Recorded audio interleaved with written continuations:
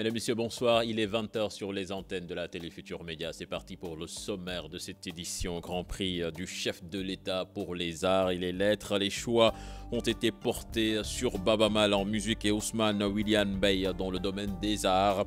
Le montant alloué aux lauréats cette année passe de 10 à 20 millions de francs CFA. Le calvaire des habitants de la cité Fadia aux Parcelles Assainies en proie à des difficultés d'eau depuis des mois. Ils ont rencontré des responsables de la SDE pour avoir des réponses. Ce violent incendie qui a ravagé le petit théâtre, une salle de spectacle située aux Almadies, beaucoup de dégâts matériels enregistrés. L'affaire des 39 millions de francs CFA dus au basketteur sénégalais Gorgui Sidian, le ministre des Sports refuse de se prononcer sur la question. Matarba, face à la presse cet après-midi, a démenti de supposé détournement de 300 millions de francs CFA dans son département lors de l'Afrobasket 2017. Et puis l'invité du 20h, il s'agit de Franck Bavard, directeur général des Grands Moulins de Dakar. Il sera avec nous en fin d'édition. Voilà le sommaire de ce journal. Tout de suite, le développement.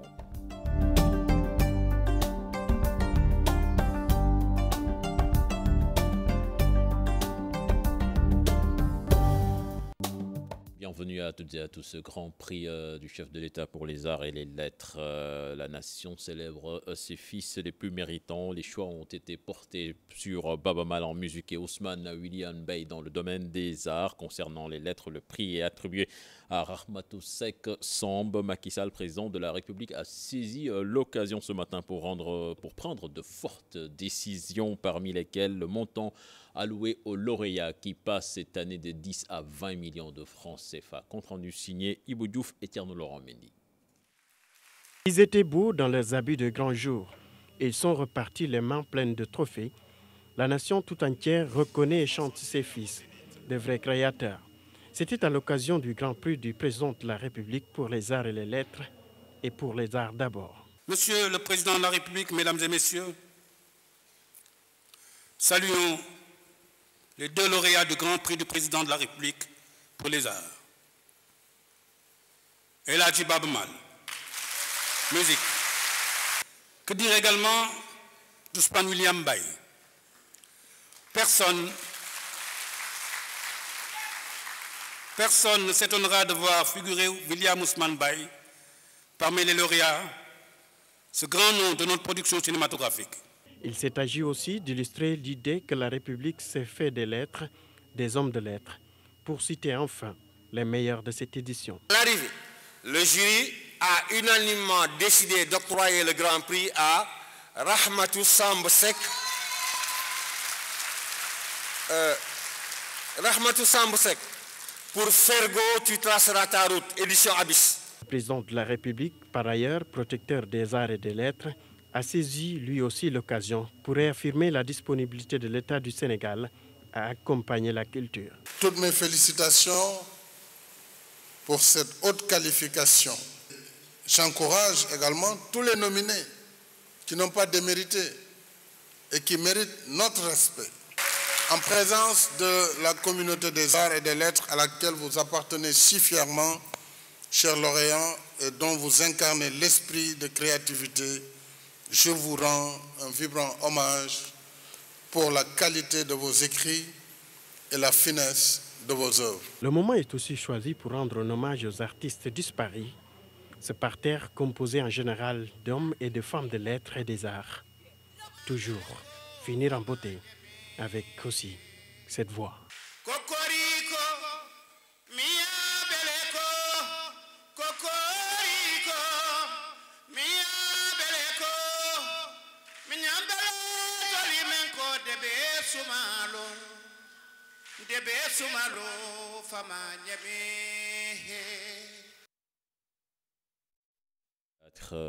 La mutuelle des artistes doit être plus dynamique, d'où l'appel lancé aux acteurs du monde des arts à adhérer. La question du statut de l'artiste, la sécurité sociale, sans oublier la licence de producteur de spectacles ont été également abordées. Nous écoutons le chef de l'État qui en parle toujours au micro de Ibou Diouf et Tierno Laurent Mendy. Et c'est l'occasion de lancer un appel aux 450 000 artistes potentiellement membres d'adhérer massivement à cet excellent outil mis à leur disposition pour leur prise en charge médicale. Cette question délicate de la prise en charge médicale des artistes m'amène à aborder la question du statut de l'artiste et des professionnels de la culture, et plus largement de celui des professionnels de la culture. À ce sujet, je demande au gouvernement, Monsieur le ministre Abdou Latif Coulibaly, courant 2018, de rendre disponibles les premiers textes normatifs sur le statut de l'artiste. Youssou N'Dour, lauréat du prix Premium Impérial du Japon. Youssou N'Dour, dont je salue les gestes de générosité et de solidarité à l'endroit des artistes musiciens pour avoir reversé l'intégralité de ce prix aux œuvres de la mutuelle des artistes, à laquelle j'avais apporté un soutien également pour permettre à nos compatriotes, artistes et acteurs culturels de pouvoir bénéficier d'une couverture maladie universelle. Youssou N'Dour, lauréat du prix Premium Impérial du Japon. Youssou N'Dour, dont je salue les gestes de générosité et de solidarité à l'endroit des artistes musiciens. Nous parlons de toute autre chose à présent avec l'Union syndicale pour une éducation de qualité qui annonce des remous dans le système éducatif pour début 2018. L'USEC pointe du doigt le gouvernement qui, selon elle, est l'unique responsable de cette situation. Les détails avec Cheikh Hassan Fall et Mohamed Dian. Pas de trêve cette année dans le système éducatif. Les syndicats d'enseignement sont tous sur le pied de guerre. L'USEC, qui regroupe en son sein 6 organisations syndicales, annonce une grève au mois de janvier, coïncidant avec l'expiration de son préavis. Les syndicats ont été fidèles à leur engagement en ne faisant absolument aucune action de perturbation du système l'année dernière. Mais au final, nous avons constaté que pour ce qui est de l'application des accords, même s'il y a eu des avancées, beaucoup de points importants n'ont pas été traités par le gouvernement. Donc cette nouvelle année scolaire, naturellement, a déjà commencé à connaître et va connaître davantage de perturbations. Dans la première semaine de janvier, l'USEC va dérouler un plan d'action. L'Union syndicale pour une éducation de qualité accuse le gouvernement d'être le seul responsable de cette tension sociale. C'est vrai que l'année 2016-2017 a été une année calme sur la base d'un contrat entre le gouvernement et les syndicats d'enseignants. Ce contrat stipulait que l'année scolaire allait être apaisée, mais à la condition que le gouvernement applique les accords de février 2014. L'USEC appelle à une harmonisation de tous les syndicats du secteur pour la satisfaction de leurs plateformes revendicatives. Nous souhaiterions que les syndicats d'enseignants ou les regroupements de syndicats d'enseignants qui sont en lutte, que nous entrions en synergie, que nous unissions nos efforts de lutte pour ensemble mener le combat. Nous nous arrêtons à présent sur les conditions de travail des techniciens en maintenance hospitalière. Ils sont au moins de 125 agents sur toute l'étendue du territoire national. Ceux-là qui permettent la pérennisation des investissements dans nos structures sanitaires sont préoccupés par leur plan de carrière et pourtant un projet de décret et dont le circuit et sa signature tardent toujours à se faire. Ils étaient en assemblée générale élective ce matin à l'hôpital de Pikine. Salif Sow, Asmalik pour les détails. Contribuent à pérenniser les investissements dans nos structures sanitaires. Ils sont des ingénieurs biomédicaux en génie civil et des techniciens en maintenance hospitalière. Ils sont 125 en service sur l'ensemble du territoire national. Les techniciens ne veulent ni plus ni moins que de meilleures conditions d'existence. Nous aimerions que l'État du Sénégal aide beaucoup les techniciens en maintenance sur leur plan de carrière, parce que c'est une préoccupation vraiment très importante chez nous. Et il y a un projet de décret en cours qui tarde à être signé. Et vraiment, nous souhaiterions que l'État nous entende et nous aide dans ce sens pour que la signature soit faite dans les meilleurs délais. Interpellé, leur ministère de tutelle dit mettre la main à la pâte. Un budget de 150 millions de francs CFA est alloué à la direction des infrastructures, des équipements et de la maintenance, ce depuis 4 ans minimum. L'appui du ministère de la Santé se concrétise aussi à travers le renforcement de capacités, la dotation de matériel et l'investissement sur des ressources humaines qualifiées. Cet appui s'est concrétisé comment? À travers le renforcement de capacités. À travers quoi? Doter des moyens matériels, que ce soit l'outillage, logistique, entre autres. Mais également avoir des ressources humaines qualifiées. Assurer la maintenance préventive et corrective des infrastructures et des équipements biomédicaux et de support. Mission des techniciens en maintenance dans les structures hospitalières. Ils étaient à leur 3e assemblée générale à l'hôpital de Pékin. Et on l'annonçait également dans les titres, le calvaire des habitants de la cité Fadia aux Parcelles Assainies sont restés plusieurs mois avec des problèmes d'approvisionnement en eau. Ils étaient en réunion ce matin avec des responsables de la Société sénégalaise des eaux pour avoir des réponses. Cheikh Hassan Afal, Mohamed Dian pour plus de détails. Guentaba 1, 2, 3, les quartiers de la cité Fadia, un dénominateur commun, des pénuries fréquentes d'eau. On est en grande difficulté depuis plusieurs mois. Les femmes, les enfants sont obligés de se lever à 2h, 3h du matin et rester pendant très longtemps pour puiser de l'eau avec un robinet qui vient à un débit très lent. Certaines populations ne trouvent même pas de l'eau parce qu'elles se situent à un niveau assez élevé. Ça nous a diminué financièrement. Vraiment, il y a des gens qui, à chaque jour, payent au moins 3 barriques à 1000 francs et paye le charretier aussi 1000 francs, soi-disant 2000 francs et paye encore 1000 francs pour les emporter au 2e à 3e étage. Tu vois, c'est une finance qui ne fait pas partie de leur budget. Une situation difficile qui a poussé les notables du quartier à demander des explications à la SDE.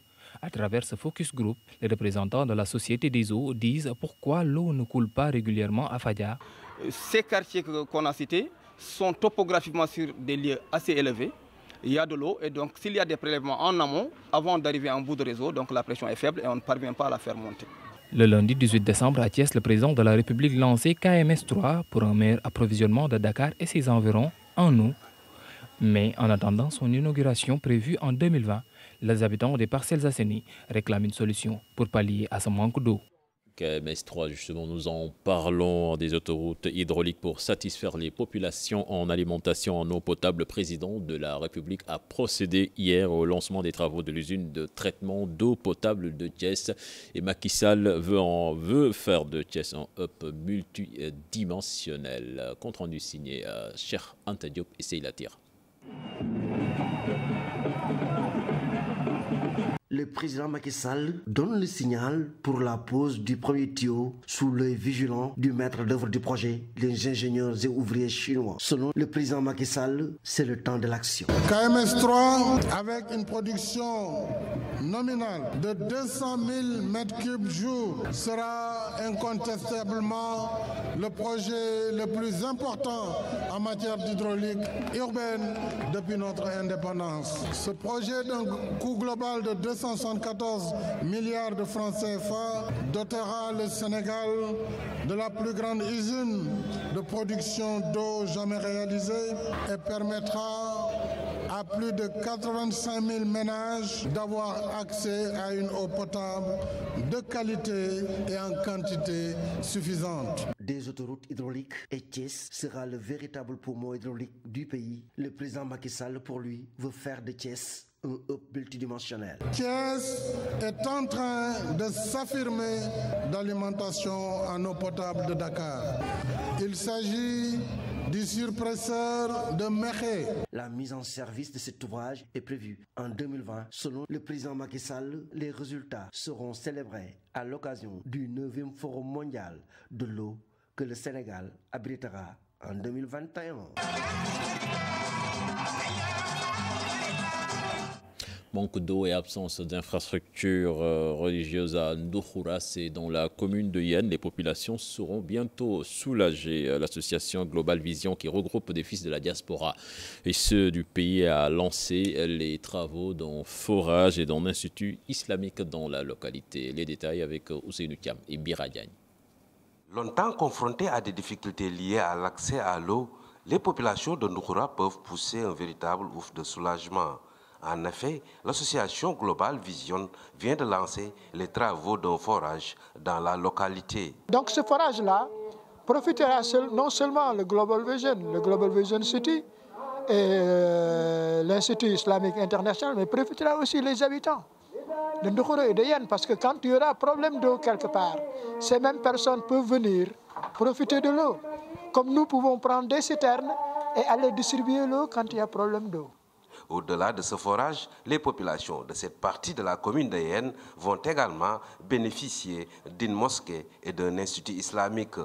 Un projet d'institut islamique international qui regroupe tout ce qui est connaissances religieuses et encore des formations professionnelles en même temps, avec des centres de recherche à l'intérieur, internats, pour permettre à ces jeunes d'être des bilingues avec l'islam, ça vraiment, et puis des technocrates en même temps. Ça veut dire que ce sera un institut vraiment qui va beaucoup contribuer au progrès socio-économique de notre pays. Ces bonnes volontés d'ici et d'ailleurs comptent poursuivre leurs actes de bienfaisance pour soulager ces populations de Ndoukoura qui manquent de tout. Et puis ce violent incendie qui a ravagé ce matin le petit théâtre, une salle de spectacle située aux Almadies. Beaucoup de dégâts matériels enregistrés, des installations électriques seraient la cause de cet incendie tardivement circonscrit par les sapeurs-pompiers. Chérif Dia. Les flammes ont vite envahi la route des Almadies. Elles témoignent de la violence de l'incendie qui s'est déclaré dans le petit théâtre, une salle de spectacle située de l'autre côté du complexe de loisirs 5. L'incendie serait provoqué par une explosion suite à des travaux effectués sur les lieux par un électricien. On était dans le bureau. Après, on a vu qu'il y a les imprimantes qui brûlaient. J'ai appelé l'électricien moi-même parce que la maison a son électricien. Il est monté là-haut et il a trouvé qu'il y a le petit théâtre qui brûlait. Bon, on a appelé les sapeurs, mais ça a pris un peu de temps. On a essayé d'éteindre avec l'inspecteur, mais le feu était trop puissant. Alertés, les sapeurs-pompiers ont accusé du retard avant d'arriver sur les lieux de cet incendie spectaculaire qui a ravagé le petit théâtre composé entre autres d'une salle de spectacle et de gymnastique aussi. Le bâtiment menace même de céder à cause de la violence des flammes. Pour éviter le pire, l'électricité a été coupée. Les bonbonnes de gaz sont également éloignées des lieux du sinistre qui a provoqué le choc chez ses employés et créé un embouteillage monstre sur la route des Almadies, selon des témoignages. Parlons de toute autre chose à présent avec cette journée de concertation sur les évolutions tarifaires, une initiative de l'ARTP et des mesures ont été prises par l'autorité en mettant sur pied un observatoire des tarifs mais aussi un outil de mesure de la taxation par opérateur. Compte rendu signé Fatou Bintou Conté et Diafaraba.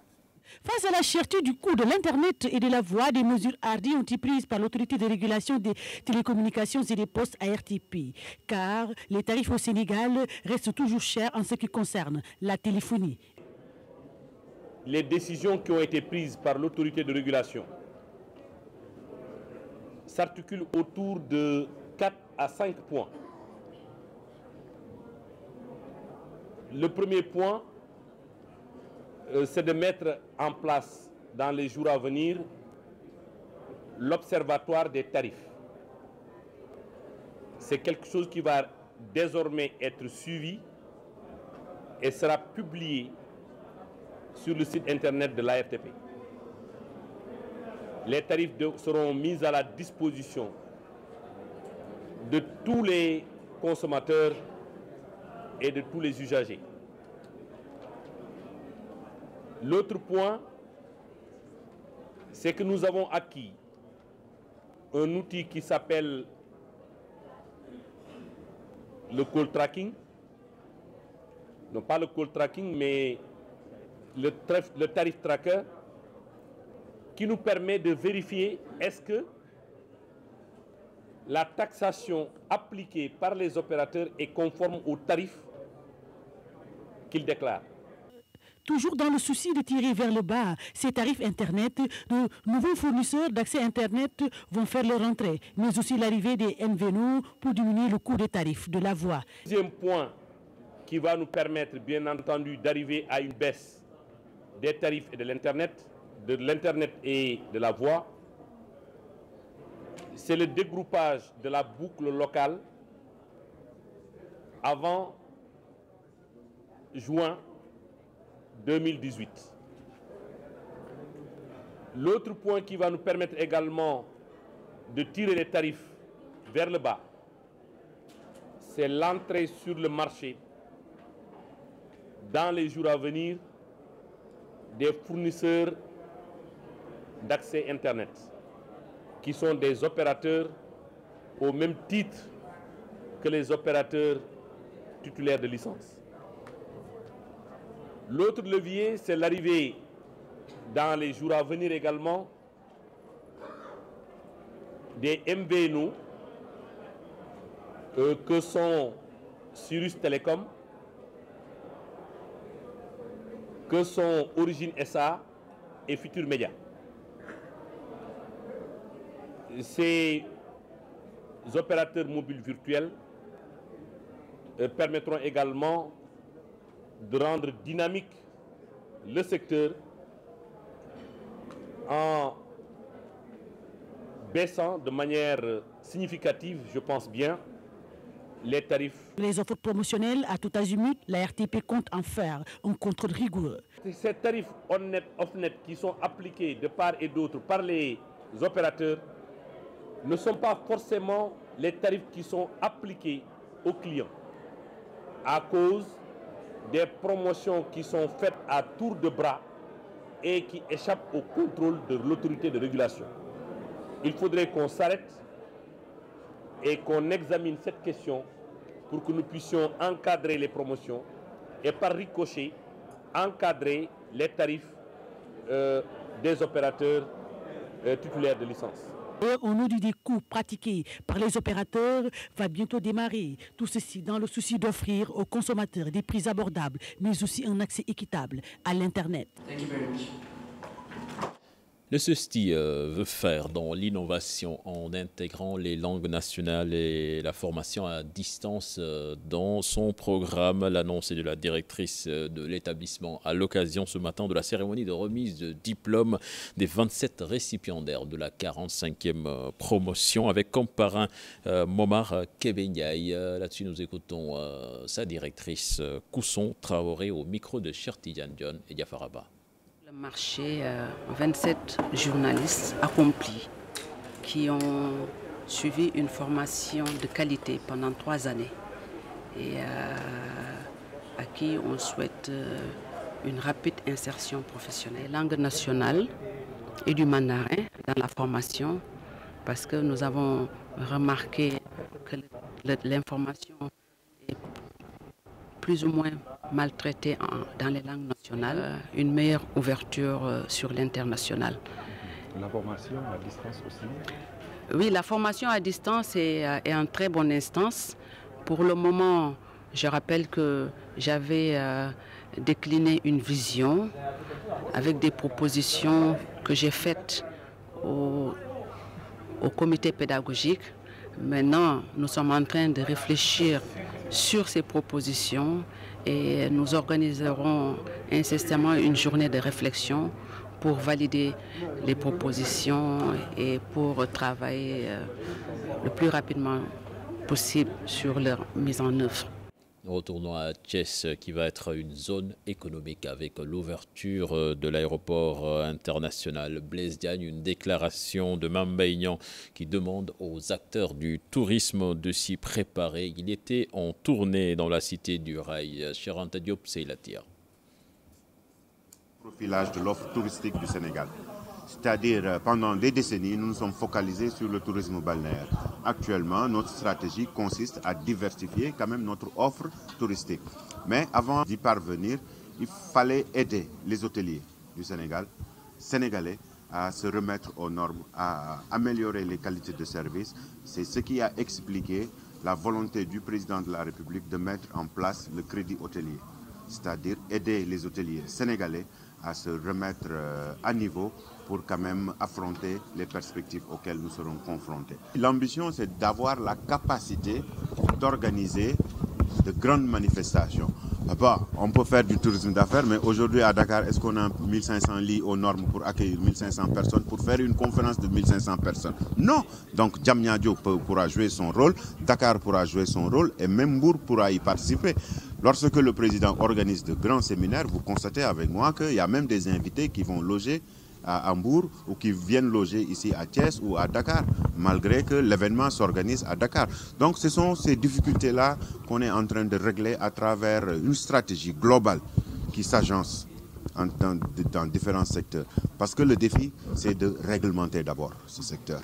Réglementer pour trouver le cadre approprié pour protéger l'investisseur, pour protéger le travailleur, pour protéger le touriste et pour protéger aussi les intérêts de l'État. Donc nous sommes sur place pour écouter surtout les acteurs et peut-être évaluer avec eux les mesures qui seront prises pour améliorer ce secteur. Nous allons à la FIDAK à présent. Nombreuses sont les femmes qui s'activent dans la vente de parfums. Malheureusement, les clients ne se bousculent pas pour le moment et les commerçants gardent tout de même l'espoir, comme vous allez le remarquer dans ce reportage signé Habib Faye et Mardien. Ces femmes ont opté de vendre des parfums à la foire. Chacune d'elles expose différents parfums. Objectif, rendre visibles les produits pour un écoulement rapide. Nous sommes là depuis 2008, à peu près 10 ans. On n'avait pas assez d'espace à l'intérieur, donc nous étions obligés de sortir pour pouvoir bien exposer nos marchandises. C'est la première fois pour venir au foire internationale, ici même. Des parfums de VIP aussi. C'est des parfums c'est des parfums de France. Parce que les parfums sans alcool sont mieux, ça ne brûle pas le corps et que c'est bon pour la santé, ça ne déshydrate pas. Au début de la foire, certaines gardent espoir d'écouler leurs produits, même si parfois les clients, pour une première visite, préfèrent faire le tour des stands. Donc, on a l'espoir que d'ici la fin de la foire, il y aura assez de monde et que les gens vont venir visiter pour voir nos produits et acheter en même temps. On s'en sort, Ils sont juste venus visiter et nous espérons qu'avant la fermeture de la foire, les clients viendront acheter. Il faut noter que nous ne sommes pas à la fin du mois, les gens n'ont pas assez d'argent. À la 26e édition de la foire internationale de Dakar, les variétés de parfums sont exposées dans de nombreux stands, d'où le choix peut paraître difficile pour certains visiteurs. Le sport, avant d'accueillir l'invité du 20h, l'affaire des 39 millions de francs CFA dus à Gorgui Sidian, c'est une affaire interne qui va se gérer en interne. C'est la quintessence de la déclaration du ministre des Sports qui faisait face à la presse cet après-midi, Matarba, qui a démenti également le supposé détournement de 300 millions de francs CFA dans son département lors du dernier Afro-Basket. Compte rendu signé Ibrahim Khan et Abdoulaye Diallo. De la spéculation pure et simple, c'est en ces termes que le ministre des Sports s'explique sur la supposée nébuleuse autour de 300 millions à son ministère dans le cadre de la dernière Afro-Basket, une information relayée par le quotidien sportif Record ce mardi. Quand il y a une nébuleuse qui n'existe pas, qui n'est que de la spéculation, c'est soi-disant 300 millions qui ne sont pas passés par la DAGE qui est allé au niveau de la fédération. Je vous rappelle que c'est le président de la fédération sénégalaise, Maître Babacar Ndiaye et Gorgui Sidian, qui ont plaidé, qui ont porté le plaidoyer ici, à mon niveau, pour organiser une partie de l'Afro-Basket. Ce n'était pas prévu dans le budget du ministère des Sports. On n'a pas fait un appel de fonds au niveau du ministère de l'économie et des finances. Nous avons réaménagé à l'interne notre budget. Parce qu'un budget peut être réaménagé. S'il y a de l'argent qui n'est pas utilisé tout de suite, on peut le transférer ailleurs, sous autorisation de nos amis des finances. Ce qui a été fait, et pour organiser cet Afro-Basket, au moment où l'Afro-Basket féminin se passait au Mali, il fallait faire ce transfert-là au président de la fédération, qui est président du comité local, pour la prise en charge des questions pour une bonne organisation de l'Afro-Basket. Matarba est également revenu sur l'argent dû à l'international sénégalais Gorgui Sidian. Le sociétaire de Minnesota aurait-il perçu ces fonds comme le révèle le quotidien LAS? Le ministre laconique sur la question. Ma réponse elle est claire. C'est une chose qui est à l'interne, qui se règle à l'interne. Je pense que Gorgui Sidian est un homme respectable et respecté. Et je ne peux pas faire de commentaires là-dessus. J'ai dit, notre travail, que ça soit des réussites, que ça soit des manquements, tout se fait à l'interne. Ce face-à-face avec la presse a également été l'occasion pour Matarba d'aborder les enjeux économiques, culturels, mais aussi touristiques de la participation du Sénégal au mondial de football, mais aussi au mondial de basketball.